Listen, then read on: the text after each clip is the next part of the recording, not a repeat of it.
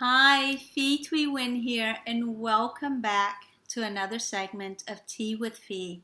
In this episode, we continue the dialogue that was interrupted by the bell in the last episode, which is to explore the difference between indifference and detachment or unattachment. So, if you have not made yourself your favorite mug of tea, pause the video, go make your tea, come back. Make sure you snuggle up, relax, and allow us 5 minutes to explore this very important distinction together. So as I said in the last video, and if you haven't watched that, please go back and watch it because it provides a really great framework for what we're about to talk about in this video.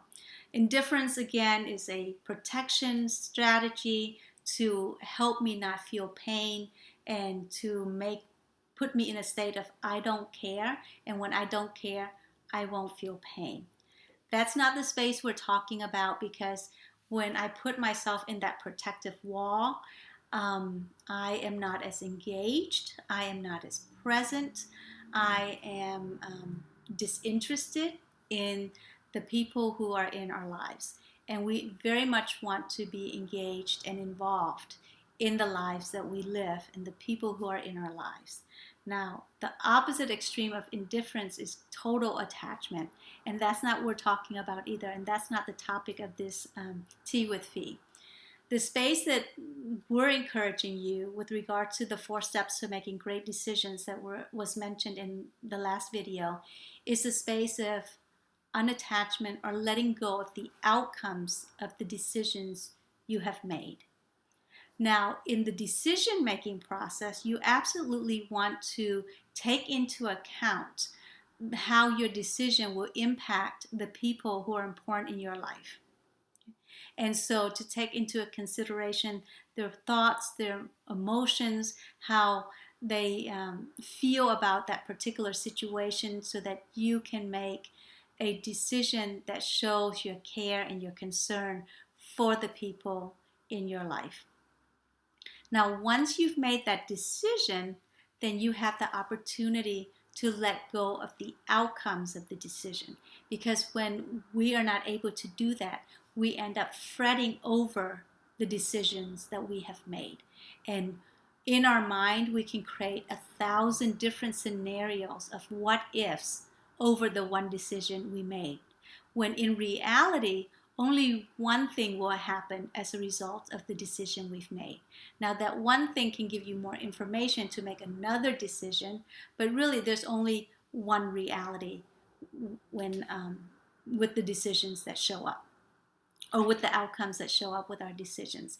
And by not being able to let go of the outcomes of the decision, we stay in our head and come up with, like I said, 1,000 different possible scenarios of what ifs about that one decision.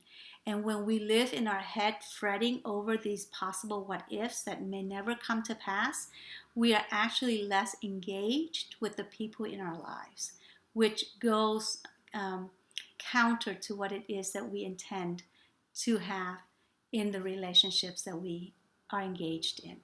And so unattachment or detachment is really a beautiful practice, because by letting go of the outcomes, it puts us in a space of more peace, more clarity, and gives us more tools and equips us with the ability to make the next best decision when we get feedback from the decision that we've made before and more information is made available to us.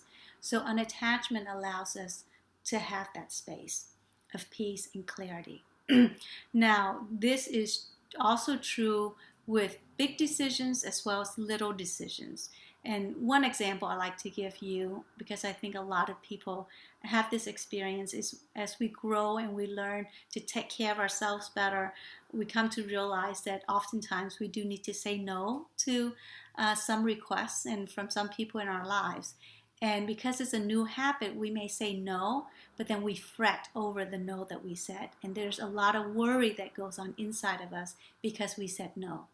Now, by letting go of the outcomes of those decisions, we also need to be willing to let go of the outcome of the reaction that the other person may have towards our no.